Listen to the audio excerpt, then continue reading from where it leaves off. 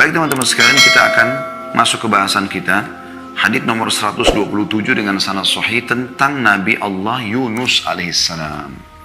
Ini bahasan kita. Makanya ini ada temukan di flyer seperti itu ya. Dan insya Allah pertemuan akan datang juga kita akan bahas tentang kisah Musa bersama Khidir alaihissalam yang memang ditulis dalam bab kita setelahnya. Baik, saya akan bacakan sebuah hadis yang diangkat oleh beliau, yaitu hadis dari Abu Hurairah radhiyallahu anhu dari Nabi SAW bahwasanya dia, yakni Allah tabaraka wa ta'ala. Jadi hadis ini diskusi. Allah berfirman, la yanbaghi li 'abdin li, dalam kurung wa qala ibnu Muthanna li 'abdi. Kemudian masuk tutup kurung lalu dikatakan ayyakula ana khairum min Yunus bin Matta alaihi salam. Tidak patut bagi hamba milikku, kata Allah. Lalu dalam kurung Ibnul Muthanna mengatakan, maksudnya perawi hadis yang menukil dalam sanad hadis dari Abu Hurairah mengatakan bagi hambaku. Jadi bisa ada dua riwayat, li abdin li au li abdi, hamba milikku atau hambaku, kata Allah SWT. Tidak layak bagi hambaku yang mengatakan aku lebih baik daripada Yunus bin Matta alaihi salatu wassalam. Hadis riwayat Muslim dan Bukhari. Jadi hadis ini setelah saya lihat judulnya dan saya baca hadisnya, ternyata memang hadis ini berbicara tentang Nabi Yunus alaihissalam. Tepatnya keutamaan Yunus alaihissalam. Dan kita akan ambil insya Allah dua buah pelajaran dari hadis ini yang akan kita rincikan. Semoga Allah berkahi dan ikhlaskan niat kita dan memberikan sebagai ilmu tambahan buat kita, yaitu tentang kisah Yunus alaihissalam dan juga tentang masalah pentingnya tawadhu, merendah di dalam Islam. Baik teman-teman sekalian, saya akan coba bacakan dulu beberapa hadis ya, selain hadis qudsi ini yang mirip dengan hadis ini, yaitu hadis yang diriwayatkan Imam Bukhari. Kalau ada yang mau catat silakan, di nomor 3412 ya. Imam Bukhari meriwayatkan di nomor 3412 dan Imam Ahmad meriwayatkan di jilid 1 halaman 390. Imam Ahmad jilid 1 halaman 390, juga beliau ulangi di 440, beliau juga ulangi di 443. Yang bunyinya kata Nabi SAW, jadi hadis ini hadis sahih riwayat Bukhari. La yanbaghi li 'abdin an yaqul ana khairu min Yunus bin Matta. Tidak layak dan tidak boleh sebenarnya bagi seorang hamba mengatakan aku lebih baik daripada Yunus bin Matta. Ya, Nabi Yunus AS sama ayahnya Matta. Juga dalam hadis yang lain ya, diriwayatkan juga oleh Bukhari dengan nomor yang sama 3412. Jadi dari satu nomornya dan beberapa riwayat yang beliau nukil.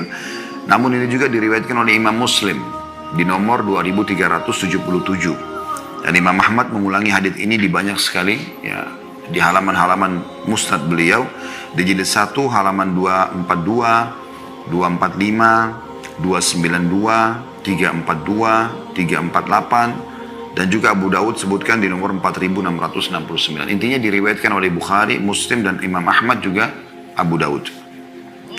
Sabda Nabi SAW, ma yanbaghi li 'abdin an yaqula inni khairum min Yunus bin Matta. Tidak layak bagi seorang hamba mengatakan aku lebih baik daripada Yunus bin Matta. Jadi ini lafaz-lafaz riwayat ya. Abu Hurairah menukil, ini kebetulan saya ambil dari Sahih kisah Nabi, kisah Anbiya, dan ini diambil dari kitab Sahih Bukhari tentang perkataan permasalahan ini ya. Abu Hurairah meriwayatkan bahwa seorang muslim menampar seorang Yahudi dan yang mengatakan Yahudi ini tidak demi zat yang telah memilih Musa atas semua manusia. Maka karena kejadian itu Nabi SAW menyebutkan hadis di atas. Tidak layak bagi seorang hamba mengatakan bahwasanya aku lebih baik daripada Yunus bin Matta. Dan ini pernyataan yang luar biasa ya. Bagaimana harusnya seseorang memahami masalah ini. Nanti kan kita jelaskan di sini. Kemudian Imam Bukhari berkata, dan aku tidak mengatakan bahwa ada seseorang yang lebih baik daripada Yunus bin Matta. Hadis riwayat Bukhari di nomor yang tadi sama, kurang lebih 4 nomor setelahnya, 3416, dan Muslim juga meriwayatkan di 2376. Baik teman-teman sekalian, hadis ini menyebutkan kepada kita tentang keutamaan Nabi Yunus alaihissalam. Bagaimana beliau alaihissalatu wassalam memiliki kedudukan yang sangat tinggi di sisi Allah subhanahu wa ta'ala. Sampai-sampai tadi ada orang Yahudi mengatakan Musa ya, di atas atau dipilih atas semua manusia. Maka Nabi SAW malah menjawab mengatakan tidak layak seorang hamba mengatakan aku lebih baik daripada Yunus bin Matta. Artinya para nabi-nabi pun tidak boleh mengucapkan itu ya, satu sama yang lain. Kemudian juga apalagi kalau hamba-hamba biasa selain para nabi. Lalu kemudian jadi pertanyaan, kenapa Yunus bin Matta yang diberikan sebagai rujukan di sini? Karena memang beliau punya kisah sebenarnya. Kisah Nabi Yunus alaihissalam ini, beliau diutus oleh Allah subhanahu wa ta'ala ke negeri Nainawah namanya di wilayah Irak. Ya. Kalau sekarang di utara Jazirah Arab, ya, di ujung Arab Saudi perbatasan dengan Irak. Ya.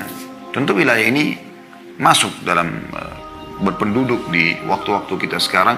Namun tepatnya di mana titiknya mereka itu masih butuh penelusuran lebih jauh ya. Intinya pada saat itu mereka menyembah berhala. Lalu kemudian Allah subhanahu wa ta'ala mengutus Yunus alaihissalam bukan dari wilayah mereka datang mendakwahi mereka. Terus saja Yunus alaihissalam mendakwahi mereka agar jangan menyembah berhala, jangan berbuat syirik. Namun mereka menolak dakwah Nabi Yunus alaihissalam. Sampai akhirnya Nabi Yunus memohon kepada Allah subhanahu wa ta'ala agar dipindahkan lokasi dakwah. Jangan orang ini menolak gitu. Ya. Kemudian mengancam mereka sambil mengatakan kalau kalian tidak meninggalkan penyembahan berhala ini dan tidak beriman kepada Allah SWT akan datang siksaan Allah dalam 3 hari ini. Sambil menunggu izin dari Allah Subhanahu wa ta'ala, Nabi Yunus mengambil inisiatif untuk meninggalkan wilayah Nainawah. Dan sudah menjadi sebuah peraturan dari Allah Subhanahu wa ta'ala kepada para nabi-nabi, mereka tidak boleh meninggalkan lokasi walaupun mereka sampai dibunuh. Kasus Nabi Yahya alaihissalam yang dibunuh oleh kaumnya sendiri, gitu kan? Jadi memang mereka membunuh, bahkan di antara Bani Israel banyak yang membunuh nabi-nabi mereka walaupun tidak semua disebutkan namanya. Tapi yang paling nyata adalah kisah Yahya alaihissalam. Ya, sebuah mukjizat Allah SWT kepada ayahnya Zakaria yang sudah sangat tua 100 tahun lalu kemudian memiliki anak Yahya yang Allah jadikan sebagai nabi. Mereka bunuh. Intinya teman-teman sekalian, Nabi Yunus alaihissalam ini meninggalkan wilayah itu. Meninggalkan wilayah Nainawah dengan niat baik sebenarnya. Dia ingin mencari lokasi dakwah yang baru sambil menunggu wahyu turun. Maka karena itu Allah subhanahu wa ta'ala menghukumnya walaupun dia niatnya baik. Maka dia pun jalan naik di atas sebuah kapal. Akhirnya kapal itu dihantam dengan ombak yang besar. Dan pada saat ombak itu menggoyangkan kapal tersebut, maka kapten kapalnya mengatakan kita harus mengurangi beban di kapal. Lalu dibuang-buangilah barang, ternyata masih belum bisa juga. Akhirnya diundilah nama siapa kira-kira di antara mereka yang akan turun dari kapal. Ya. Tepatnya pada saat itu memang di tengah lautan, mereka harus mengurangi beban, gitu kan. Maka mereka mengundi, ternyata dalam undian itu Yunus alaihissalam ya, yang keluar namanya. Karena semua nama penumpang ditulis di atas sebuah kayu atau batu, kemudian diundi, diacak keluar nama Nabi Yunus. Yang kedua juga begitu, yang ketiga juga begitu. Akhirnya setiap kali keluar nama Nabi Yunus, mereka mengatakan salah satunya, kami tahu ini Nabi Allah. Mungkin ya, coba ulangi, kalau ada selain dari dia kita akan coba ya. Karena mereka juga mendengar Nabi Yunus alaihissalam di lokasi Nainawah gitu kan. Tapi memang perlu kita garis bawahi teman-teman sekalian, nabi-nabi sebelum Nabi Muhammad SAW diutus khusus untuk kaumnya. Khusus untuk kaumnya. Ya, jadinya dia kalau berdakwah di Nainawah, Nabi Yunus tidak punya kewajiban untuk berdakwah di lokasi lain. Ya, satu-satunya Nabi dan Rasul yang Allah utus untuk seluruh alam semesta hanya Muhammad alaihi wassalatu wassalam.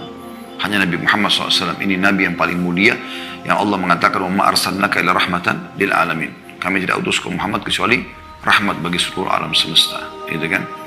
Jadi Nabi Yunus SAW ada yang tahu dia Nabi, gitu kan?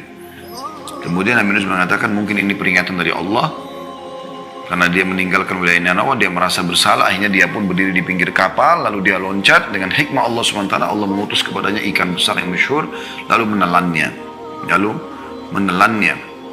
Nah, pada saat ditelan oleh ikan tersebut, ya, dengan hikmah Allah Subhanahu Wa Taala dia tetap terjaga dalam perut itu dan dia memperbanyak tasbih. Ada beberapa riwayat tapi lemah riwayat ini, bahwasanya Yunus alaihissalam mendengarkan tasbih ya, yang ya, hewan-hewan laut yang ada di situ. Lalu bertanya, apa ini? Lalu kemudian disampaikan kepadanya oleh Allah Subhanahu wa taala melalui para malaikat, kalau itu adalah tasbihnya makhluk yang ada di laut, maka dia pun bertasbih, gitu kan? Dia pun bertasbih sampai akhirnya Allah Subhanahu wa taala keluarkan dia. Tapi yang jelas dari umumnya ayat akan kita bacakan sebentar lagi insyaallah, yaitu dia bertasbih kepada Allah Subhanahu wa taala. Ada riwayat sahih Nabi SAW mengatakan, siapa yang membaca tasbihnya Yunus alaihissalam itu, atau nama lainnya Dhannun ya, nama lain Yunus alaihissalam Dhannun, yaitu la ilaha illa anta subhanaka inni kuntu minadh dhalimin, maka akan diijabah doanya. Itu kata Nabi SAW dalam hadis sahih. Maka Yunus alaihissalam terus mengucapkan kalimat ini, la ilaha illa anta subhanaka inni kuntu minadh dhalimin, la ilaha illa anta subhanaka inni kuntu minadh dhalimin. Tidak Tuhan yang berhak disembah kecuali Engkau ya Allah, aku termasuk orang-orang zalim. Maksudnya betul-betul aku mengakui kesalahanku ya.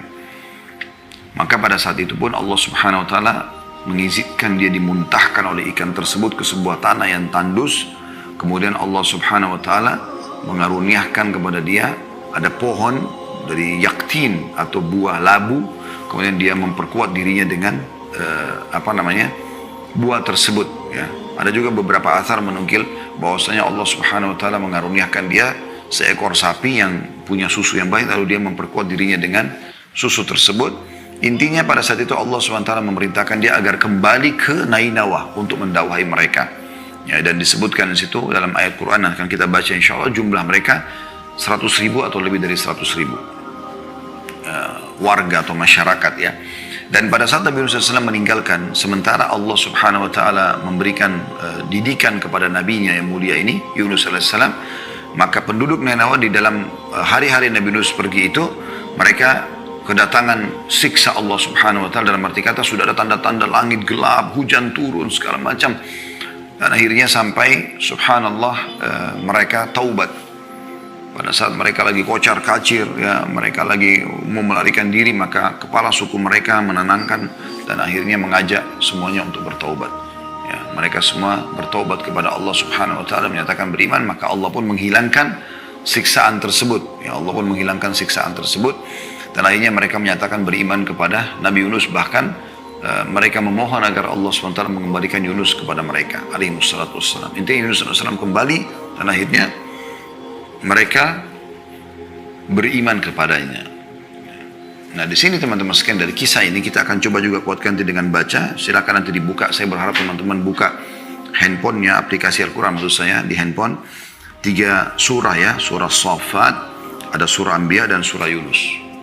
Yang jelas ada satu surah dalam Al-Quran yang Allah berikan nama Yunus alaihissalam. Dan ini pasti punya kedudukan tersendiri ya.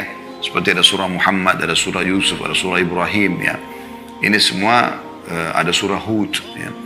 Tidak semua nabi-nabi Allah gunakan namanya. Ada umumnya nabi-nabi seperti Sulaiman alaihissalam terkenal, Daud alaihissalam terkenal, Musa alaihissalam terkenal, tapi tidak ada nama surah untuk nama mereka. Yunus alaihissalam punya nama digunakan. Ya, Yunus. Padahal sebenarnya kalau kita lihat surah Yunus ya, itu dalam Al-Quran nanti kita akan baca insya Allah. Hanya ada satu ayat yang menyebutkan tentang Yunus alaihissalam di situ. Tepatnya ayatnya ke-98. Nanti kita akan baca insya Allah. Namun saya ajak teman-teman untuk membuka surah Shaffat dulu, surah nomor 37 ayat 139 sampai 148. Saya ulangi lagi, surah Shaffat surah nomor 37 ayat 139 sampai 148. Baik. Saya juga akan buka di aplikasi di handphone insya Allah. Sekali lagi ya, surah nomor 37 As-Saffat ya. Ayatnya itu 139 kita akan baca insya Allah sampai 138. Saya akan bacakan insya Allah. A'udzubillahi minasyaitonirrajim. 139-nya surah Saffat. Wa inna Yunusa laminal mursalin. Sesungguhnya Yunus benar-benar salah satu seorang rasul. Ya, salah satu seorang rasul. Jadi dipastikan memang dia adalah utusan Allah Subhanahu wa taala. Dan tentu nanti akan kita sebutkan teman-teman sekalian, untuk menjadi utusan Allah ini punya kelebihan. Allah Subhanahu wa taala pilih mereka khusus. Bukan semuanya orang gitu. Yang paling suci hatinya, ya, yang paling sempurna fisiknya, yang paling sempurna jalur nasabnya. Bahkan mereka terkenal tidak pernah berbohong dalam hidup mereka. Orang yang paling bersih. Ayat 140-nya Allah mengatakan id abaqa ilal fulkil mashhun. Ingatlah, makna ingat dalam Al-Quran maksudnya pelajarilah ya. Ketika ia lari ke kapal yang penuh muatan, sudah saya kisahkan tadi ya, kenapa dia lari ke kapal tersebut meninggalkan Nainawa. Kemudian 141-nya pada saat ombak menghantam kapal, fasahama fakana minal mudhadhin. Kemudian ia ikut berundi, lalu dia termasuk orang-orang yang kalah dalam undian. Maksudnya undian di sini bukan undian judi ya, tapi berundi dalam arti kata siapa di antara mereka yang dilempar dari kapal. Maka ditaruhlah nama-nama orang, ditulis di atas sebuah wadah kayu atau batu, kemudian diacak dari semua orang-orang yang di atas kapal, maka keluarlah namanya Yunus alaihi salatu wassalam. 142-nya faltakamahul hutu wa huwa mulim, maka ia ditelan oleh ikan besar dalam keadaan tercelah. Ya. Artinya pada saat itu dia menyadari dia harus yang loncat, maka dia pun loncat, belum sampai ke air sudah ditelan oleh ikan yang loncat langsung menelannya. Seperti itulah. Dan tercela artinya betul-betul dia sangat lemah, tidak bisa melawan. Apa yang dia bisa lakukan di dalam ikan tersebut. Dan umumnya orang kalau sudah masuk dalam ikan seperti ini, bisa remuk tulang-tulangnya, bisa hancur semua, bisa dikena gigi taringnya yang tajam gitu kan. 143-nya falaula annahu kana minal musabbihin, maka kalau sekiranya dia tidak termasuk orang-orang yang banyak mengingat Allah. Dan ini teman-teman pelajaran penting. Makin ada masalah Anda hadapi, harusnya makin dekat dengan Allah. Itu solusi terbaik. Makin banyak berzikir, berdoa, bertaubat. Itu yang dilakukan oleh Yunus AS. Dan ini solusi terbaik untuk mengembalikan nikmat Allah kepada kita. Karena setelah Nabi Yunus AS bukan minta agar diberikan kesehatan, ya dikeluarkan dari ikan, mulut ikan. Ya, bukan itu. Atau diberikan keselamatan. Dia hanya mengakui kesalahannya. Maka dengan itu Allah subhanahu wa ta'ala mengeluarkan dia dari mulut ikan tersebut. Allah sehatkan badannya, berikan dia tumbuh-tumbuhan, tadi yang saya katakan labu, kemudian juga ada sapi yang memiliki susu yang dia pernah dia minum, lalu kemudian dia kembali sementara kaumnya sudah beriman kepadanya. Kan gitu. 144-nya Allah mengatakan la labitha fi batnihi ila yaumi yub'atsun. Maka niscaya dia akan tetap ya, tinggal di perut ikan itu sampai hari berbangkit. Allah subhanahu wa ta'ala akan kekalkan dia di dalam perut ikan tersebut sampai hari kiamat. Pada saat hari kiamat ikan itu pun mati, karena semua akan mati menjelang hari kiamat. Maka pada saat itu pun Yunus AS ya, baru bisa terlepas dari perut ikan. Kalau dia bukan termasuk orang yang banyak bertasbih. Dan ingat tasbihnya sudah disebutkan dalam riwayat sahih adalah kalimat la ilaha illa anta subhanaka inni kuntu minadh dhalimin. Jadi pengakuan terhadap dosa kalau dia berbuat zalim. Gitu kan. Lalu 145-nya karena dia banyak bertasbih, fanabadnahu bil ara'i wa huwa saqim. Kemudian kami lemparkan dia ke daerah yang tandus sedang dia dalam keadaan sakit. Kemana enggak sakit? Tentu tidak ada kejelasan tepatnya riwayat berapa lama dia di dalam perut alaihissalam, di dalam ikan, di perut ikan itu. Tapi jelas dalam beberapa menit saja atau ya, jam saja sudah cukup orang untuk remuk di dalam perut ikan yang besar dalam lautan, terombang-ambing di dalam situ. Ya, tidak ada yang bisa dipegangin. Belum lagi ikan itu main telan juga ikan-ikan yang lain, ya, hewan-hewan yang lain yang dia makan, gitu ya. Dan tentu juga tidak disebutkan jenis ikannya seperti apa ya. Tentu banyak riwayat yang lemah berhubungan dengan masalah ini, tapi tidak kita bahas. Ya.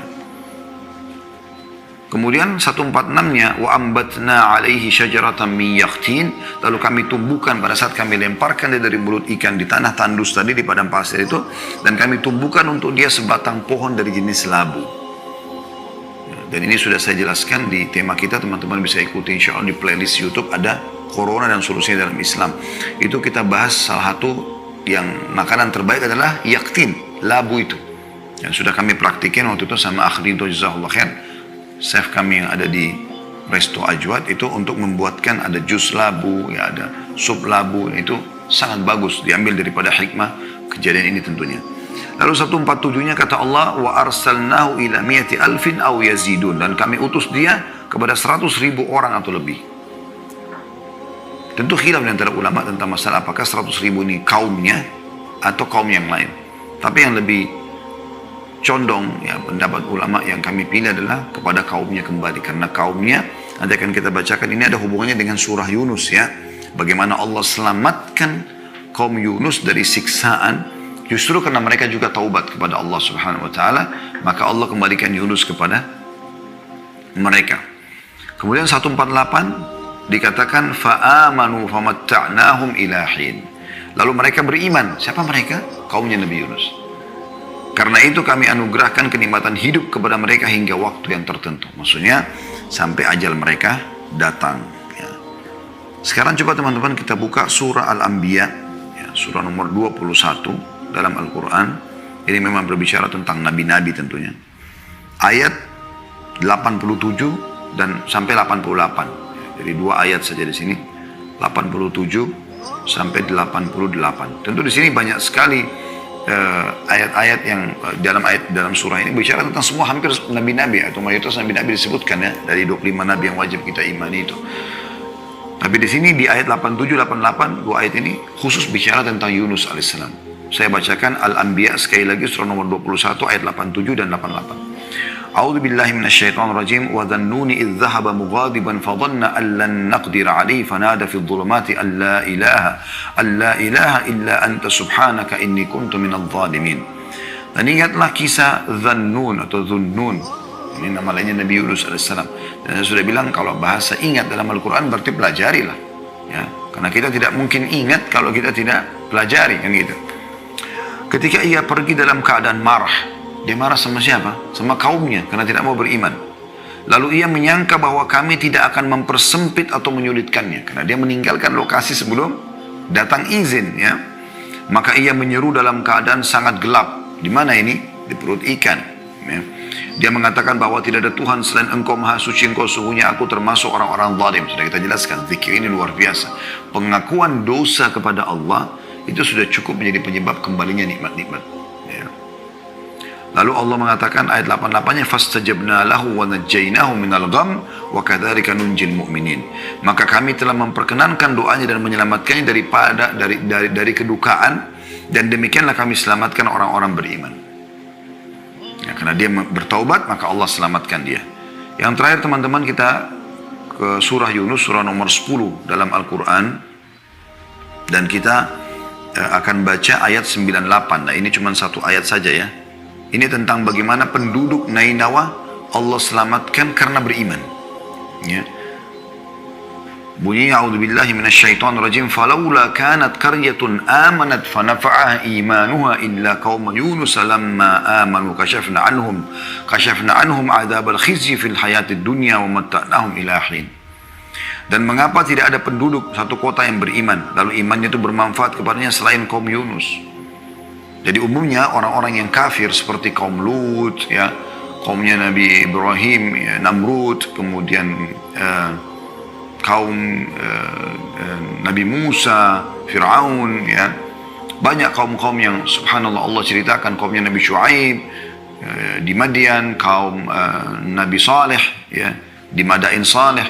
Mereka kufur kepada Allah SWT. Tapi mereka tetap bertahan dengan kufurannya sampai hanya azabnya Allah itu menimpa mereka. Nah, kaum Nabi Yunus berbeda. Pada saat mereka sudah melihat tanda-tanda itu, mereka segera kembali kepada Allah Subhanahu wa Ta'ala pada saat itu.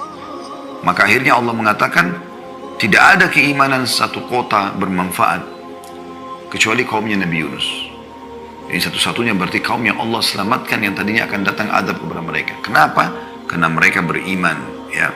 Mereka taubat pada saat itu. Tak kala mereka kaum Yunus beriman, mereka langsung sujud minta kepada Allah SWT agar diberikan kesempatan beriman. Maka kami hilangkan dari mereka azab yang menghinakan dalam kehidupan dunia. Dan kami beri kesenangan kepada mereka sampai waktu tertentu. Dan subhanallah, ayat ini teman-teman yang menjadi saksi bahasan kenapa dinamakan surah Yunus. Karena nama Yunus alaihissalam disebutkan di sini. Walaupun ayat-ayat yang lain sudah tidak berbicara lagi tentang Yunus alaihissalam. Ya. Baik teman-teman sekalian, kita masuk ke poin penting dalam masalah ini. Masih dalam, atau saya mungkin tadi mengatakan 2 pelajaran, saya jadikan 3 pelajaran ya. Jadi yang pertama ini kisah sebenarnya, kisah Yunus alaihissalam. Yang kedua adalah kedudukan para nabi-nabi sendiri. Kedudukan para nabi-nabi sendiri. Baik, teman-teman sekalian, nabi-nabi ini memang adalah pilihan-pilihan Allah Subhanahu wa Ta'ala. Mereka pilihan Allah Subhanahu wa Ta'ala. Mereka memang orang-orang yang terpilih dan keistimewaannya luar biasa gitu, luar biasa keistimewaan mereka. Ya. Di antara yang bisa kami simpulkan dari keistimewaannya para nabi-nabi itu, yang pertama, kalau ada yang mau catat tentu silahkan ya. Allah subhanahu wa ta'ala memilih para rasul dan nabi yang memiliki fisik dan paras wajah lebih daripada manusia biasa. Dan Allah subhanahu wa ta'ala telah menggambarkan tentang kisah Yusuf alaihissalam. Bagaimana dalam surah Yusuf ya, Allah SWT menggambarkan bagaimana para wanita Mesir tertarik pada dia dengan ketampanannya sampai akhirnya memotong jari-jari mereka dan tidak sadar kalau sedang dipotong, yang dipotong adalah jari mereka. Anda bisa kembali kepada surah Yusuf. Begitu juga dengan bagaimana Allah gambarkan kekuatan fisik yang Allah berikan kepada Musa AS pada saat mengangkat batu sendirian di wilayah Madian yang tadinya harus diangkat dengan 10 orang. Ya. Nah, ini contoh, dan bagaimana juga itu digambarkan kepada Nabi tentang Nabi SAW. Ka'ab bin Malik radhiyallahu anhu berkata, bagaimana beliau mengatakan bahwasanya saya pernah melihat bulan purnama sangat indah dan saya tertarik sampai tidak mau mengalihkan pandangan mata saya, dan kebetulan itu di depan rumah Nabi SAW. Kemudian tiba-tiba terdengar suara pintu rumah Nabi SAW, saya pun mengarahkan wajah saya ke rumah Nabi, ternyata Nabi lagi keluar SAW, dan beliau baru selesai mandi menyisir rambutnya dengan rapi, maka saya temukan Nabi lebih indah daripada bulan itu. Ya. Bagaimana juga Ali bin Abi Thalib mengatakan kalau kami sedang mengalami tekanan dalam peperangan, medan perang, maka kami semua berlindung di belakang Nabi SAW. Jadi Allah berikan kelebihan mereka. Juga Allah subhanahu wa ta'ala, itu bisa kita bahasakan yang pertama ya, Allah berikan kelebihan fisik dan juga paras wajah ya. Yang kedua, Allah mengaruniakan mereka akhlak yang mulia ya. Jadi para nabi-nabi ini terjaga semuanya dari akhlak-akhlak yang buruk ya. Anda bisa kembali ke kajian sirah nabawi kami sudah sebutkan itu, bagaimana Nabi Muhammad SAW sebelum diutus menjadi nabi, itu beliau sendiri memang tidak pernah bisa untuk melakukan perbuatan-perbuatan yang tanda kutip akan dianggap tercela. Seperti pernah dalam sebuah kisah saya sebutkan waktu itu, dan dinukil dalam beberapa buku sirah ya, tentang bagaimana Nabi Muhammad SAW waktu sedang mengembala kambing. Teman-teman pada cerita, teman pengembala kambing yang lain, kalau ada acara perkawinan di sana dan ada begini dan begitu. Dan kebetulan acara perkawinan mereka sudah tahu ada perempuan menari, ada musik-musik gitu kan. Maka Nabi Muhammad SAW mengatakan, saya coba akan melihatnya. Ini sebelum masa kenabian. Namun subhanallah beliau tertidur. Ya, di hari kedua juga begitu, sampai akhirnya beliau di hari ketiga mengatakan, kalau begitu memang saya tidak akan pernah melihat acara seperti ini. Jadi Allah SWT menjaga mereka. Jalurnya tuh, jalur nasabnya, mereka terjaga dengan akhlak yang mulia. Makanya Allah memuji Nabi Muhammad SAW, wa innaka la'ala khuluqin azim. Maksudnya kau memiliki akhlak yang mulia. Dan ini semua tentu tujuannya supaya mereka bisa menyampaikan dakwah yang benar. Nah, mereka jadi suri teladan yang baik, mereka santun, mereka ramah, mereka penyabar. Waktu Nabi Muhammad SAW diganggu oleh sebagian orang Badui yang ingin memaksa beliau untuk meminta harta dengan cara kasar, sudah minta uang, lalu kasar kata Nabi SAW, semoga Allah merahmati saudaraku Musa. Beliau sebutkan Musa, ya, dia telah disakiti lebih daripada ini, lalu dia bersabar. Artinya mereka punya sifat akhlak yang mulia, penyabar itu. Yang ketiga teman-teman sekalian, mereka memiliki jalur nasab yang mulia dan terpandang, ya, terpandang. Ini kedudukan tersendiri lagi.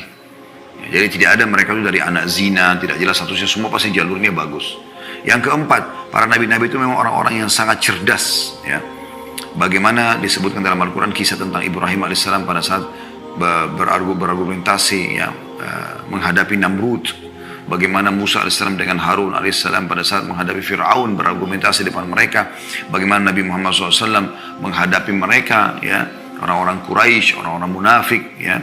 Sampai pernah ada orang munafik sudah jelas-jelas, ya, yang luar biasa mereka coba, ya,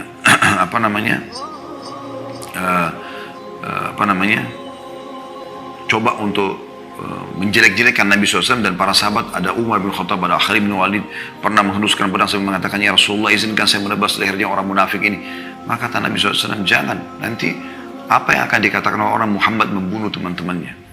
Jadi beliau punya retorika yang luar biasa dalam menghadapi orang-orang seperti ini. Yang kelima teman-teman sekalian, para nabi-nabi diberikan wahyu dan tidak diberikan kepada manusia biasa. Nah, ini keutamaan tersendiri, ya. Yang keenam, mereka terjaga dari semua dosa-dosa. Kemudian yang ketujuh, pada saat tertidur hati mereka tetap terjaga. Berbeda dengan manusia biasa, kalau tidur maka mereka sudah melupakan yang lain. Ya. Makanya Nabi SAW mengatakan tidak ada seorang Nabi pun yang mau meninggal kecuali Allah tawarkan kepada dia apakah dia ingin dipanjangkan umurnya, termasuk beliau Sallallahu Alaihi Wasallam. Ya, pada saat beliau mau wafat, dinukil dalam beberapa riwayat yang sahih, kalau beliau ditawarkan untuk dipanjangkan umur sampai menjelang hari kiamat sambil memimpin dunia, atau beliau memilih untuk kembali kepada Allah Subhanahu wa taala, maka beliau mengucapkan bari rafiqul a'la sambil menuju ke langit. Maksudnya dia lebih memilih untuk kembali kepada Tuhannya sallallahu alaihi wa ala alihi wasallam. Yang kedelapan, pada saat nyawa mereka mau dicabut, maka Allah berikan pilihan. Ini keutamaan tersendiri tentunya ya. Sudah saya ceritakan tadi. Yang kesembilan, jasad mereka tidak dimakan oleh tanah, tidak hancur. Kemudian yang kesepuluh, mereka mewariskan ya, ilmu, dan mereka tidak mewariskan harta. Makanya Nabi SAW mengatakan al-ulama warathul anbiya, sesungguhnya para ulama pewarisnya para nabi. La yuwarithu dinar wala dirham, dan para nabi-nabi tidak pernah mewariskan dirham dan dinar. Wa innama warathul ilm, tapi mereka mewariskan ilmu. Wa man akhadha bihadhin wafir. Siapa yang berhasil mengambil ilmu dari para nabi itu, maka dia telah mendapatkan banyak sekali keberuntungan dalam hidup. Kemudian juga kelebihan yang lain yang saya lupa tadi, mungkin 10 atau 11 ya, dimakamkan di tempat mereka wafat. Makanya Nabi SAW mengatakan, ya, tidak ada setiap nabi-nabi yang meninggal maka akan diwafatkan di tempat mereka meninggal. Makanya Nabi SAW dikubur di kamar Aisyah karena meninggal di situ. Alaihi salatu wassalam. Kemudian juga yang ke-12 ya, mungkin ini. Para nabi-nabi dan rasul khusus dari kalangan laki-laki, tidak ada perempuan. Semua laki-laki. Kemudian yang ke-13 adalah mereka adalah orang-orang yang merdeka dan bukan budak. Jadi tidak ada mantan budak segala macam. Kalau ulama ada, Atha bin Abi Rabah ya, itu dari mantan budak. Bahkan para sahabat Nabi ada, seperti Salman Al-Farisi, Bilal bin Rabah, Suhaib Ar-Rumi. Ini semua dulu bekas-bekas budak, tapi hanya mereka merdeka gitu kan. Tapi para nabi-nabi tidak ada seperti itu. Yang ke-14, doa para nabi diijabah oleh Allah Subhanahu wa taala. Ya. Jadi doa-doa mereka mustajab. Maka Nabi SAW mengatakan semua nabi-nabi punya doa pamungkas, dan aku simpan doaku itu untuk umatku di hari kiamat nanti. Ini luar biasa gitu kan. Oleh karena itu Nabi SAW punya kedudukan yang sangat tinggi gitu. Juga ditambahkan oleh para ulama tentang masalah mungkin yang ke-15 ya, para nabi-nabi tidak mimpi basah, maksudnya tidak pernah mimpi junub ya. Karena ini berasal dari syaitan umumnya ya. Dan siapapun yang mimpi nabi, maka dan mimpi-mimpi mereka semua benar. Kalau nabi mimpi berarti benar, bukan seperti kita digoda oleh syaitan. Seperti contoh Nabi Ibrahim AS pada saat mimpi menyembelih anaknya Ismail, dalam Al-Quran diceritakan itu mimpi benar, dan Allah mengatakan qad saddaqtar ru'ya, hai Ibrahim kau telah mempercayai mimpi itu. Bagaimana Yusuf AS di kecilnya mimpi melihat matahari, bulan, bintang sujud kepadanya, dan itu benar ya. Bagaimana Nabi Muhammad SAW mimpi berulang-ulang kali, banyak yang beliau mimpikan, maka itu juga termasuk mimpi-mimpi yang benar. Nah, ini keutamaan-keutamaan para nabi. Makanya kita teman-teman tidak boleh jadi seorang da'i kemudian kita menganggap diri kita lebih baik daripada Yunus ibn Matta karena Nabi Yunus meninggalkan lokasi dakwah lalu Allah hukum. Tidak boleh sama sekali kita membahasakan itu. Baik, kita tutup teman-teman dengan faedah yang ketiga, yaitu pentingnya tawadhu. Tawadhu adalah merendah diri dan tidak menganggap remeh orang lain. Kurang begitu seperti itu kesimpulannya ya. Karena melihat waktu saya harus ringkaskan masalah ini. Punya keutamaan banyak sekali. Karena hadis ini penutupannya seperti itu. Jangan ada yang mengatakan saya lebih baik daripada Yunus ibn Matta. Kalau Allah SWT menjadikan ada seorang da'i, orang yang didengar nasihatnya, maka bersyukurlah kepada Allah, ikhlaskan niat supaya bisa mendapatkan pahala. Di mana Nabi SAW bersabda, "Ma naqasat shadaqatun min malin wa ma zadallahu 'abdan bi afwin illa 'izza wa ma tawadha ahadun lillahi illa rafa'ahullah." Ya. Sedekah tidaklah mengurangi harta. Tidaklah Allah menambahkan kepada seorang hamba sifat pemaaf, melainkan akan semakin memuliakan dirinya. Dan juga tidaklah seseorang memiliki sifat tawadhu atau rendah hati karena Allah, melainkan Allah akan meninggikannya. Hadis riwayat Imam Muslim, dan ini hadis yang mulia sekali. Bagaimana kalau orang merendah karena Allah SWT, makin Allah berikan ilmu, makin Allah berikan harta, maka makin dia merendah, bukan makin sombong. Ya, jadi itu diambil dari pelajaran ini. Ya. Begitu juga dengan sabda Nabi SAW dalam hadis riwayat Muslim, wa inna Allah auha ilayya an tawadhu. Allah mewahyukan kepadaku agar kalian semua saling bertawadhu, hatta la yafkhar ahadun ala ahadin wa la yabghi ahadun ala ahad. Janganlah seseorang menyombongkan diri satu sama yang lain, ya, itu wahyunya Allah kepada Nabi Muhammad SAW. Dan jangan juga Allah mewahyukan kepadaku agar kalian semua memiliki sifat tawadhu, merendah, gitu kan. Dan jangan sampai berbangga diri atau menyombongkan diri terhadap orang lain dan melampaui batas terhadap orang, agar jangan sampai melampaui batas orang. Jadi banyaknya orang melampaui batas, mengambil hak orang lain justru karena masalah tidak tawadhu, ya, tidak tawadhu. Dan ini cukup banyak contoh dari Nabi SAW bagaimana beliau sangat bertawadhu, sangat bertawadhu. Baik teman-teman sekalian, mohon maaf ini karena sudah masuk waktu, ya, duhur. Ada pertanyaan-pertanyaan yang masuk, saya belum bisa membaca pertanyaan ini. Yang saya harapkan adalah teman-teman bisa mengambil pelajaran dari sini. Tentu kita tidak mungkin menunda sholat kita karena kita juga akan mengejar awal waktu. Sekali lagi saya mohon maaf karena belum bisa membaca pertanyaan pada kesempatan ini. Semoga insya Allah di lain waktu kita bisa membaca itu. Subhanakallahumma bihamdika asyhadu an la ilaha